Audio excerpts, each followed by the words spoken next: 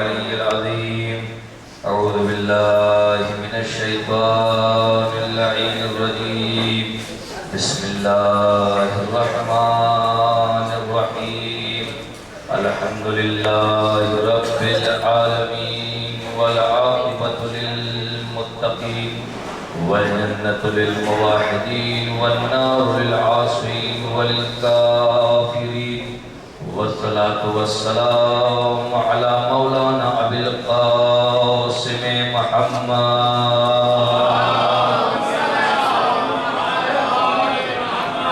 وآله الطيبين الطاهرين المعصومين المظلومين ولعنة الله على أعدائهم ومنكري فضائلهم ومصائبهم وشجاعتهم وهيبتهم وعطشهم أجمعين. أما بعد فقد قال الله تعالى في القرآن الحكيم.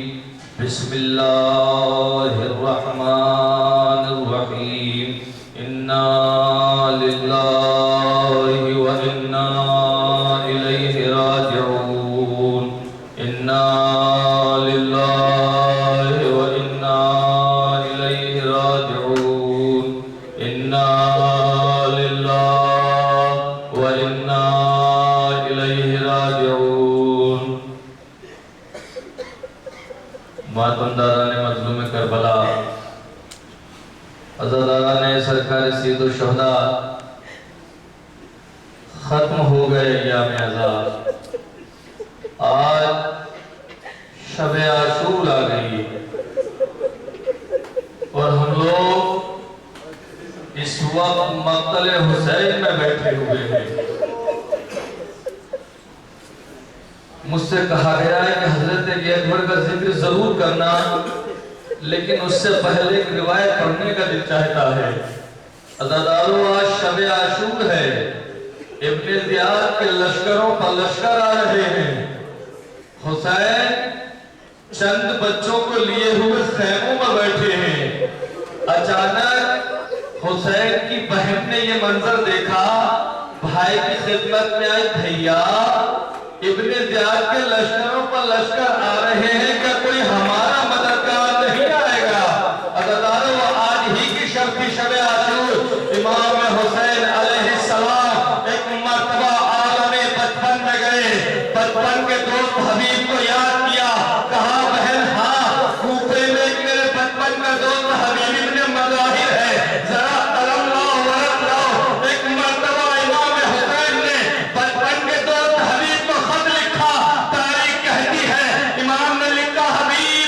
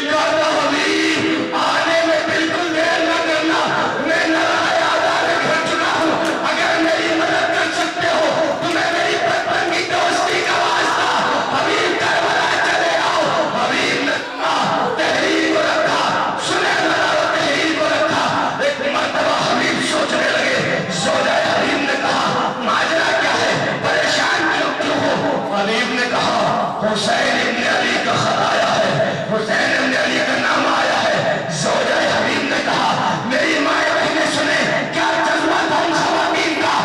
عزیز و زوجہ حبیب نے کہا ماجرا کیا ہے؟ کہا مجھے نصرت کے لیے بلایا ہے۔ زوجہ حبیب نے کہا تو پھر سوچ کیا رہے ہو؟ حبیب نے نظروں کو جھکا لیا اور ابھی فکرہ کہا میں تیرے متعلق سوچ رہا ہوں کہ اگر میں چلا گیا تو تیرا کیا ہوگا؟ بس اتنا کہنا تھا